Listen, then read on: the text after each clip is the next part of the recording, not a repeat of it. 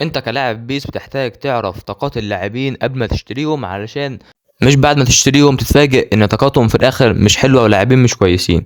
فانا جايب لك النهارده افضل تطبيقين يحل لك الموضوع ده، وكمان فيهم كل حاجه ليها علاقه ببيس موبايل. قبل ما نبدا حط لايك وشرف في القناه وفعل زر الجرس، ويلا بينا نخش في الفيديو. دي اول تطبيق معانا، الرابط هتلاقيه تحت في الوصف، ورابط التطبيق برضو اللي بعده هتلاقيه تحت في الوصف. دي اول تطبيق معانا، اي فوتبول هاب، اللي هو يعتبر اشهر تطبيق لكل لاعب بيس، الناس كلها تقريبا عارفينه. في تطبيق بديل تاني واحسن منه انا من وجهة نظري ان هو شايف ان هو في حاجات احسن منه بكتير، بس هنشرح عنه كمان شويه.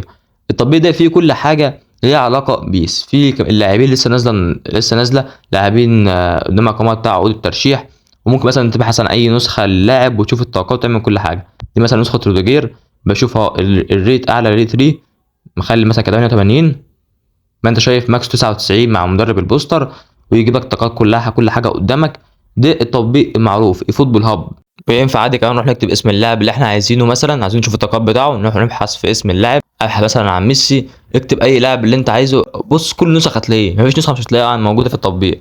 اكتب اي لاعب شايف ده، كل نسخ ميسي قدامك اهي، انا بس صور تحمل كل حاجه قدامك. لو خشيت مثلا اي نسخه هتلاقي الطاقات وهتلاقي الاساليب اللي بيلعبوا، كل حاجه موجوده في التطبيق ده. وهنا الخانه بتاع لاعبين الايبك والشو تايم وكل حاجه. التطبيق مليان حاجات كتيره ممكن تكشفها براحتك وتدور عليه وعيش حياتك فيه. التطبيق فيه كل حاجه ليها علاقه ببيس.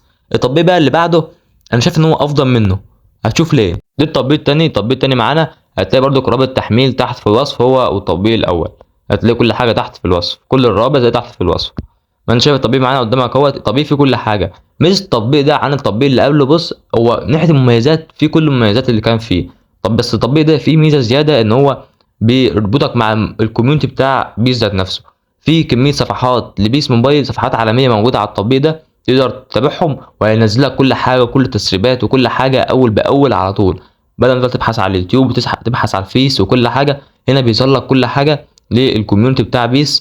لو انت عايز برضك المزايا بتاع التطبيق اللي فات هتلاقيه برضك موجود هنا. مثلا ابحث هنا عن نسخ، مثلا برضك نفس كلام التطبيق الاول، كل نسخ ميسي وكل حاجه موجوده هنا في التطبيق. التطبيق فيه كل حاجه، ما فيش حاجه بتقل عن التطبيق اللي قبله.